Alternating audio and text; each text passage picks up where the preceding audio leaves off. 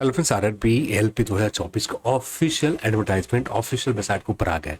अब इस detail advertisement में कुछ बेसिक बातें बात करेंगे, क्या क्या इस डिटेल एडवर्टाइजमेंट में बदले हैं, जो पहले कुछ और थे अब कुछ और है। तो सारी चीज़ें हम लोग इस वीडियो में बात करने जा रहे हैं। तो चैनल पर अपने चैनल को सब्सक्राइब कर ले और इस वीडियो को आप अपने दोस्तों के साथ शेयर करें। बेसिक चीज़ आप सभी लोग जानते हैं, 20 जनवरी से यानी कल से फॉर्म अप्लाई स्टार्ट हो रहा है। ये फॉर्म अप्लाई चलेंगे 19 फरवरी 2024 यानी 19 फैब तक अप्लाई चलेंगे। और फॉर्म में कुछ आप गलतियां कर देते हैं, ये फॉर्म को मॉडिफिकेशन करने के जो टाइम पहले ही बता दिए गए, 20 फरवरी से लेकर 29 फरवरी तक आप फॉर्म में मॉडिफिकेशन करते हैं। अब यहाँ पर कहीं भी इस डिटेल एडवर्टाइजमेंट में एग्जाम डेट को लेकर कोई भी मेंशन नहीं किया गया है। तो ये चीज़ें पहले ही मैं बता दूं, क्योंकि एक बार मैंने पढ़ रखा है नोटिस में, कहीं भी कुछ एग्जाम डेट को लेकर कुछ भी नहीं कहा गया। तो जहाँ तक आप उम्मीद कर सकते हो, चुनाव के बाद यानी जून के महीने में या जुलाई के महीने में एग्जाम होने के चांसेस मैक्सिमम रहेंगे।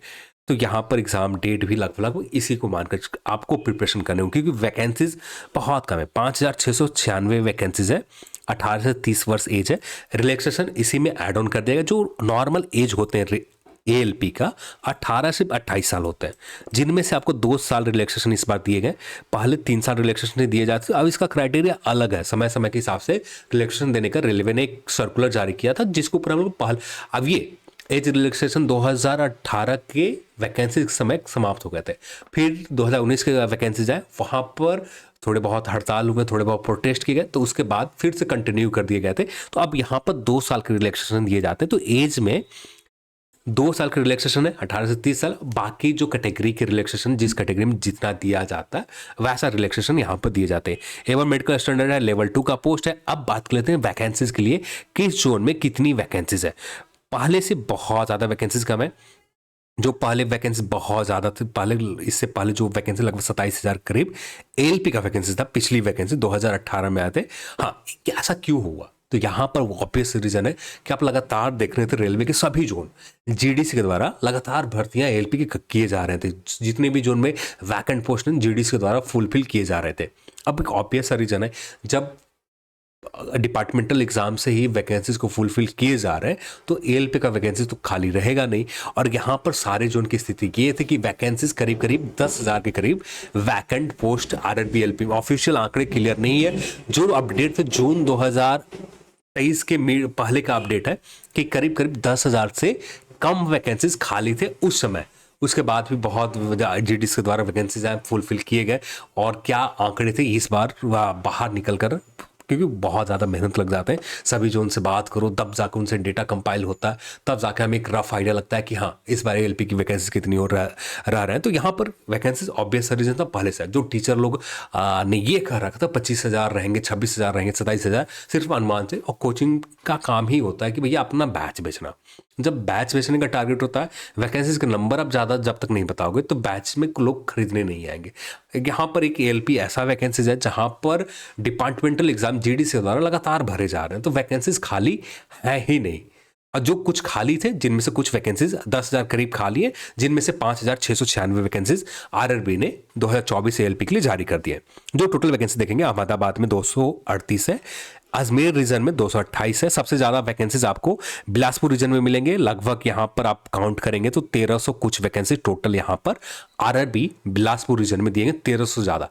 बाकी सभी जोन में जैसे एक और कुछ जोन की बात करें, जैसे आरआरबी मुंबई की बात करें तो ये भी 500 से ज़्यादा वैकेंसीज है आरआरबी मुंबई। फिर इसके बाद बात करें प्रयागराज नहीं, हाँ सिकंदराबाद रीजन बात करें तो यहाँ भी आपको 600 करीब करीब 700 कुछ वैकेंसीज है। तो एक सबसे ज़्यादा वैकेंसीज बिलासपुर हो जाते हैं, सिकंदराबाद हो जाता है। फिर इसके बाद हमें बेंगलुरु जोन में सबसे ज़्यादा वैकेंसीज देखने को मिलता है, 473 वैकेंसीज है।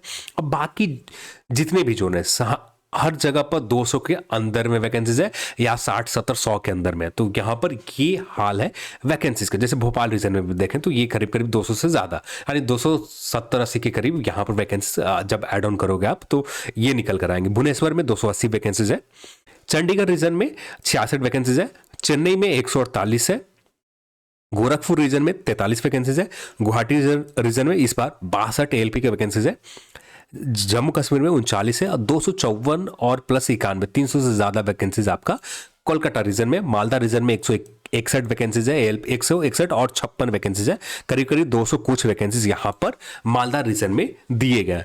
फिर इसके बाद बात करें मुजफ्फरपुर में 38 है और पटना रीजन में भी 38 वैकेंसीज है। प्रयागराज में 241 और 45 वैकेंसीज है, 286 वैकेंसीज करीब हैं आरआरबी प्रयागराज में, इलाहाबाद रीजन में।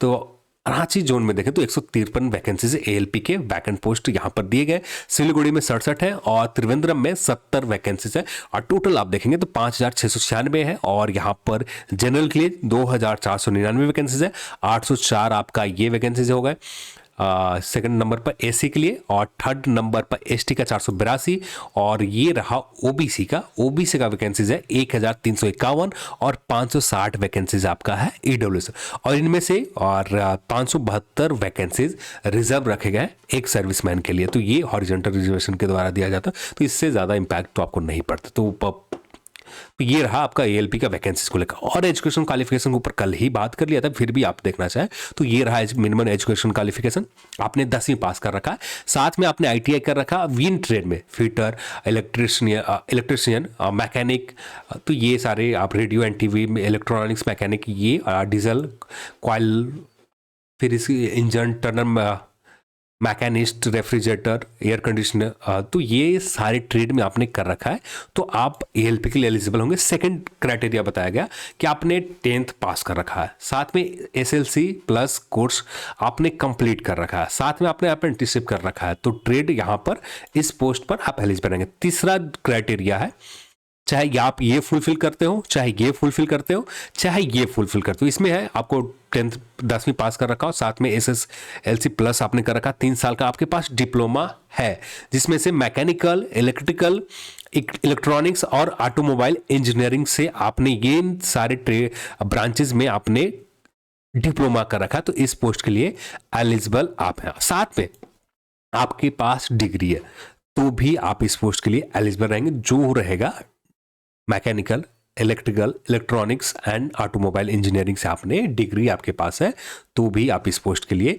एलिजिबल रहेंगे। तो ये सारे क्राइटेरिया यहाँ पर बताए गए हैं डिग्री के लेकर। तो ये सारे इनमें से कुछ क्राइटेरिया किसी एक पर आप फिट बैठ रहे हैं तो आप इस पोस्ट के लिए एलिजिबल रहेंगे। इसके अलावा इस एडवर्टाइजमेंट में कुछ खास है नहीं, आप डिटेल में यहाँ पर थोड़ी सी एग्जाम पैटर्न में बदले गए, जो एग्जाम पैटर्न पहले से थे यहाँ पर नंबर ऑफ क्वेश्चन में बदले गए। CBT 1 जो है 75 मार्क्स इस बार हो रहे हैं, और ये एज में रिलैक्सेशन को लेकर यहाँ पर बता दिए गए एज के रिलैक्सेशन किस तरह से दिए जाएंगे, तो ये एज रिलैक्सेशन को लेकर है।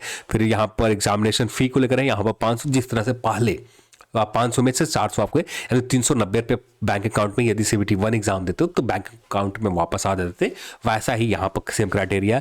जनरल के लिए आपको 500 फी है, और SC/ST, एक serviceman, female, minority, economical backward classes के लिए 250 फी है, इनमें से 250 के 50 वापस कर दिए जाएंगे। फिर इसके बाद बेसिक जानकारी दे दिए गए। फिर यहाँ पर एग्जामिनेशन को लेकर यहाँ पर क्राइटेरिया है, ये कुछ ही दूर, हाँ यहाँ पर रिक्रूटमेंट प्रोसेस है, हाँ ये रहा। फर्स्ट स्टेज CBT 1 होगा, CBT 1 शॉर्ट लिस्टिंग, CBT 2 के लिए शॉर्ट लिस्टिंग के सिर्फ यहाँ पर बेस होंगे, और यहाँ पर आपके मार्क्स को नॉर्मलाइज किया जाएगा, और नॉर्मलाइजेशन के बाद आपको मेरिट बनाई जाएगी।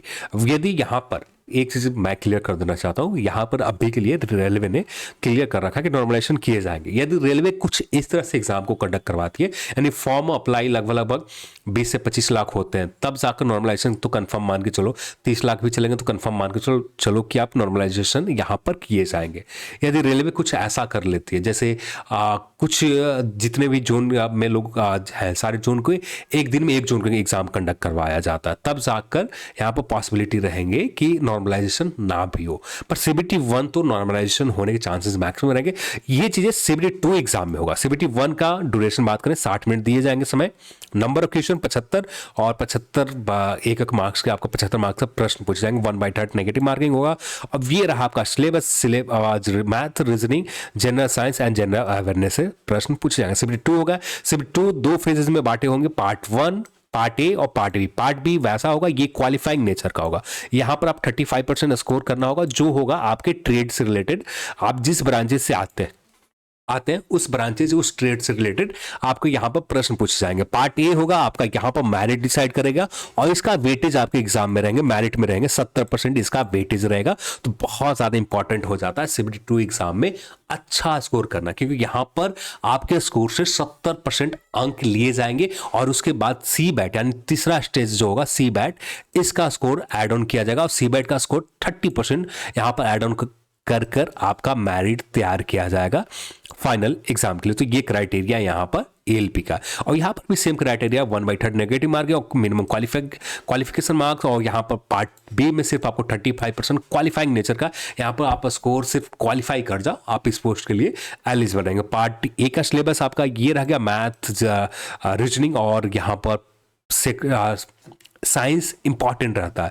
यहाँ पर जनरल अवेयरनेस का पेपर हट जाते हैं, मैथ रीजनिंग सीबीटी 1 की ही तरह सीबीटी 2 में सिर्फ आपको एक्स्ट्रा बढ़ जाता है, साइंस और इंजीनियरिंग से रिलेटेड प्रश्न पूछे जाते हैं। सिलेबस पार्ट बी आपको क्वालिफाइंग नेचर का है, जो आपके इन ब्रांचेस में से जिस ब्रांच में आप आते हैं, 1 2 3 4 इनमें से जिस ब्रांच में आते हैं उसी के अकॉर्डिंग यहाँ पर सिलेबस बताया गया और इसी के अकॉर्डिंग आपका एग्जाम सीबीटी 2 के पार्ट बी के होंगे। फिर कंप्यूटर बेस्ड एग्जामिनेशन सीबैट को लेकर बता दिए गए और यहाँ पर सीबैट पे आपको 30% मार्क्स आपका वेटेज करते हैं, 70% सीबीटी 1 के सीबीटी 2 एग्जाम के पार्ट ए यहाँ पर मैटर करेगा आपको फाइनल। तो ये सारे बेसिक चीज़ें बताया गया, तो कुछ ज़्यादा बदला नहीं है, सिर्फ सीबीटी एग्जाम के सीबीटी ए का यहाँ पर बस थोड़ी सी बदलाव किए गए और ज़्यादा कुछ यहाँ पर बदलाव नहीं हुए। बस इस बार बदलाव यही हुआ है कि टेक्नीशियन के वैकेंसीज साथ में आते थे, टेक्नीशियन के वैकेंसीज इस बार साथ में नहीं लाए गए। तो अब ये सारे वैकेंसी, अब यहाँ पर ऑब्वियस सा रीजन है कि जितने भी आप देख रहे हो सारे जोन के, जितने भी जोन में आप रेलवे से बात कर लो, आप जो लोग ग्रुप डी में काम करते हो उन्हीं से टेक्नीशियन के सारे काम करवाए जा रहे हैं। तो टेक्नीशियन के पोस्ट उस तरह से फुलफिल हो जा रहे हैं, प्रमोशन के थ्रू टेक्नीशियन बना दिए जा रहे हैं। तो ये सारी चीज़ें रेलवे में चल रही हैं, तो जिसकी वजह से टेक्नीशियन के पोस्ट यहाँ पर एएलपी में ऐड ऑन इस बार नहीं किए गए। और यदि ये टेक्नीशियन के पोस्ट यदि ऐड ऑन हो जाते हैं, टेक्नीशियन करीब 10,000 से ज़्यादा पोस्ट खाली है, तो यहाँ पर करीब करीब ये वैकेंसीज हमें 15 से 16,000 देखने को मिल जाते हैं। पर यहाँ पर ये सबसे कम नज़र वैकेंसीज का कम होने का नज़र जो वजह भी है यही है, टेक्नीशियन के वैकेंसीज यहाँ पर नहीं है। यदि यहाँ पर टेक्नीशियन का वैकेंसीज भी ऐड ऑन रहता तो एक बड़ा वैकेंसीज हमें देखने को मिल जाता। चलिए आज की इस वीडियो में इतना ही, और इस वीडियो को देखने के लिए आप सभी को बहुत बहुत धन्यवाद। जय हिंद।